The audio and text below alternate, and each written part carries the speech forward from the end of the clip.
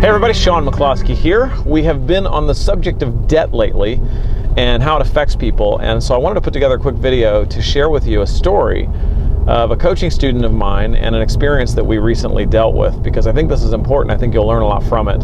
And it's how debt affects you not only from a personal perspective, but from a business perspective as well. You see, I have sort of made a name for myself as being the short sale guy in the real estate realm. And what that means is I've dealt with people for about the past 9 years who have been either in foreclosure or about to face foreclosure. And because of that, I've seen almost everything you can possibly see when it comes to why people got behind in payments. I've seen everything from a wife saying, you know, Sean, we were just fine until I lost my husband, and I have to have that difficult conversation with the wife who's now no longer can afford the payments on their house and is losing it. I've dealt with the gentleman who says, you know, Sean, we were doing just fine. We used to have 2 incomes, but, you know, my wife and I the past couple of years have grown apart, and the divorce really took a toll on us, and now there's 2 people not living in the same house. We can't afford this house without 2 incomes, and so that has affected them. And then we've also seen the story of somebody getting into a car accident, you know, something totally unexpected, and it affected their ability to work and their ability to sustain payments on the property that they were living in. And so I've seen every story you can possibly imagine. I mean, I've seen people getting in car accidents to being shot to, I mean, you name it. It's unbelievable, the stories I've heard. But the point of this is, the reason I'm bringing this up is because none of those people ever anticipated that they would not be able to make payments on the debt that they promised to pay. And as a result, all of the situations that I've dealt with, every single one of them, with at least with the people who had integrity, they all felt this inner pulling of wanting to make the payments and wanting to do the right thing, but many times they just couldn't physically do the right thing. They just didn't have the money, or they weren't physically capable of working, and so on. And so since these people had no intention of doing the wrong thing, and they really wanted to do the right thing, but it was outside of their control, debt affected them.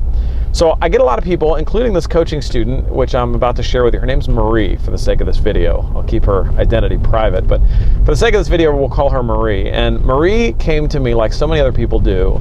And Marie bought into the fact that from a personal perspective, it's really not good to have lots of debt.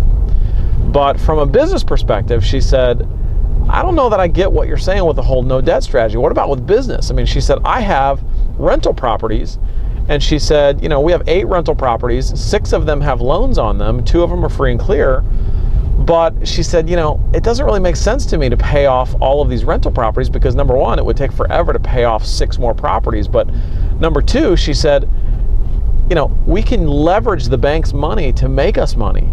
And I said, okay, that makes perfect sense. I said, but you have bought in to the personal no debt strategy. Tell me why. And she said, well, I've been listening, Sean, to what you and what Steve Cook has taught us over the last year. And she said, we've really made an effort to take every bit of money that we've made from our real estate investing business and plug it away towards our personal debt. And she said, I got to tell you, we have made massive strides in that department. Matter of fact, she has paid off, in the last year, she has paid off her personal residence. She paid off all of her credit cards. She's got no car payments. I mean, they have literally no personal debt at all. None. They don't owe a single person $1 anymore from a personal perspective. But they do have these rental properties and so on. And so I said, okay, so how did it feel before when you had debt on your personal situation, your residence and things like that, compared to how it feels right now? And she said, oh my gosh. She said, you don't even know. She said, I mean, our expenses used to be, I mean, ridiculous every month. They were so high, and it used to take us so much money to make every month just before we would even break even, because we have to make all these interest payments. Even if it was just our own personal residence, our credit cards, our car payments, things like that, when you add all those things up, it adds up to be quite a bit before we get to spend any money on ourselves, go on vacation, buy the things that we really want to buy and things like that. So we were spending a lot of money in interest. And she said, now our expenses are so ridiculously low. She said, I could literally feed my family, and she's got 3 kids. She said, I could literally feed my family and support and raise our entire family on $2,000 a month right now if we had to. She said, now granted, we want to make more than $2,000 a month, but if we had to, we could do it, and we could live totally comfortably on $2,000 a month. That wouldn't even be us hurting at all. Matter of fact, that would even still allow them to give money to charity and so on. And so she said, my expenses are so much lower now, it's just ridiculous. It's made life so much easier. And I said, okay, well, what is the implications of the debt on your business? And she said, well, that's just it. I don't really think there is any implications. She said, we really like our rentals. We have the tenants basically paying the mortgages on these every month. And I said, well, wait a second. Does the tenants pay the mortgage every month? I said, what happens when a tenant moves out? And she said, well, that's true. When a tenant moves out, and let's say they cancel their lease or they end their lease early, or let's just say they don't pay us for some reason. She said, of course, we have to then go in and either evict the tenant or go in and fix the house up and clean it up.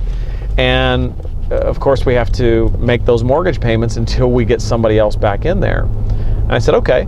I said, well, give me an example of one thing that you'd really like to experience or do right now in your life that you're not experiencing or doing. I said, give me an example of a goal that you'd really like to get to that you're not there yet. And she said, well, I work the real estate business during the day and I take care of the kids, and my husband goes to work and he has a full-time job. But the fact of the matter is he hates his job.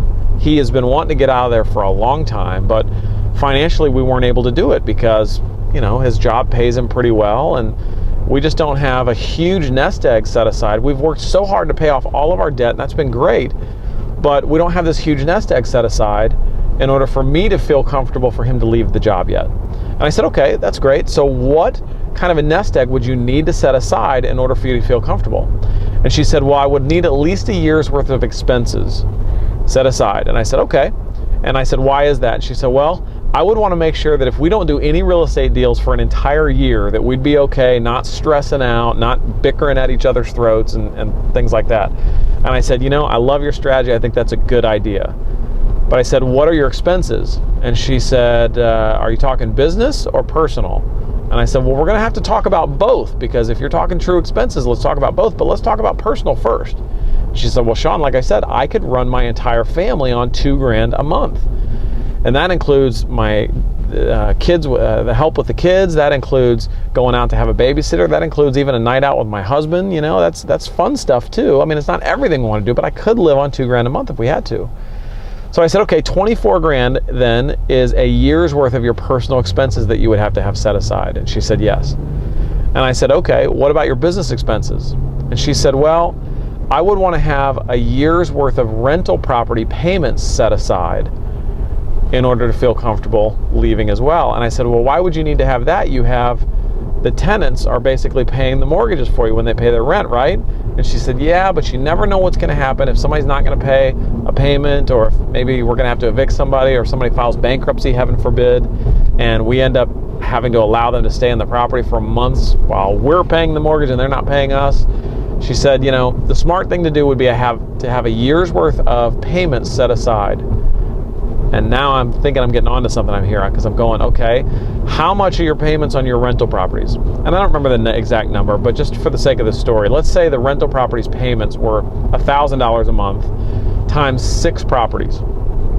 And so that's $6,000 a month times 6 properties. $6,000 per month over the course of a year. So you get the idea. We're talking not $100,000, but we're getting close to that. And so I said, so you need to have all that set aside in order for you to feel comfortable with him leaving his job. And I said, how badly do you want him to quit his job? And she said, oh, I really want him to quit his job. She said, first of all, he works a lot of hours. She said, second of all, I would love to work with him. I mean, I think we would really work well together. And she said, third of all, and even most important, she said, he doesn't spend the time with the kids right now that he really wants to, When the kids have a soccer game during the day, or the kids have a doctor's appointment or something like that during the day, he can't come. He has to go to work. And I know that weighs on him, and she said, that weighs on me. And as a result of that, I think it's really important. So on a scale of 1 to 10, she's like, I'm at like a 9. And I said, where is he at as to how badly he wants to quit? And she said, oh, are you kidding me? He's at like a 15. And I said, okay. I said, let me ask you a question. Let's just say if you did not have any rental properties right now, what would it take for you to be able to have him quit his job? And she said, Sean, 1 year's worth of personal expenses. I told you it's $24,000. And she said, and the truth is, I could probably have that together with maybe a real estate deal or two. That wouldn't take me very long. And I said, okay, well then how long is it going to take you to have those expenses plus all your business expenses and everything set aside there? And she said, you know, I really don't know, maybe another year. And I said, listen, I said, Marie, you're making decisions based on your debt. Whether you think debt is affecting you or not, it is affecting the decisions that you're willing to make right now as to whether or not your husband can quit his job. And it does this for everyone. The lender determines where you go to work, because most people don't quit their job and try a new job when they have bills to pay because they don't want to take that risk.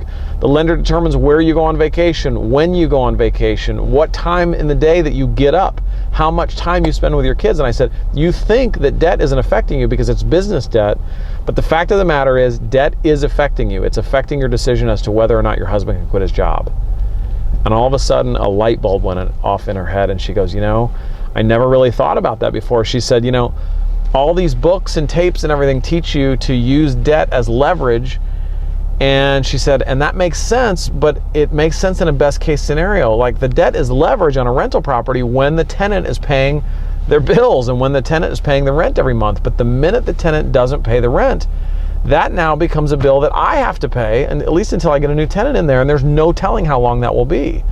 But she said, what's interesting about that is with the 2 properties that we do have that are free and clear, she said, you know, I never really have to worry about whether or not a tenant's not paying there, because she said I really hardly have any expenses. Sure, I have maybe taxes and insurance that I might have to pay if the property goes vacant, but that's this much. That's not a huge mortgage payment that I got to worry about. And so that's not debt. So she really started to get it.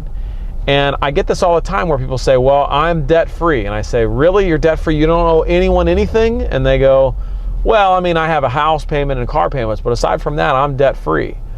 Listen, those payments that you have to make every month are affecting your decisions, whether you think they are or not. So I want to ask you a question, and then we'll cut this video. Hopefully you've gotten a little something out of this. I'm curious to know how debt has affected you personally.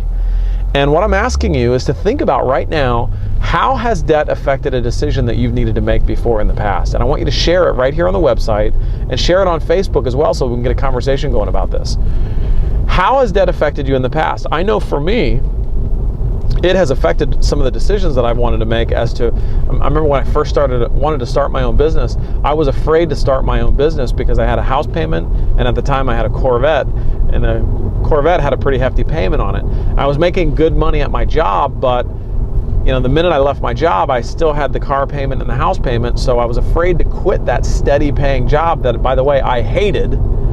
And so I stayed in that job for another 2 full years, and I absolutely hated it, all because I was serving the lender and couldn't leave and go do what I really wanted to do. So how has debt affected you in the past? I want you to put some thought into this. Share your thoughts below here, and let's get some good conversation going about this. And then in future videos, I'm going to show you how to overcome this challenge. And I'll give you a sneak preview. I'm going to share with you some strategies that my business partner, Steve Cook, used to pay off $4.5 million, yes, $4.5 million worth of debt in just a few years. I myself paid off more than $900,000 worth of debt in just a couple of years. So stay with me and I'll share with you how we did all that. But for right now, how has this affected you? You need to understand the why before the strategic how. So let's get to the why and then we'll get to the how. All right, that's it for this video. Share your information below, share your comments on Facebook. Please, let's get the message out, and I'll see you on the next video.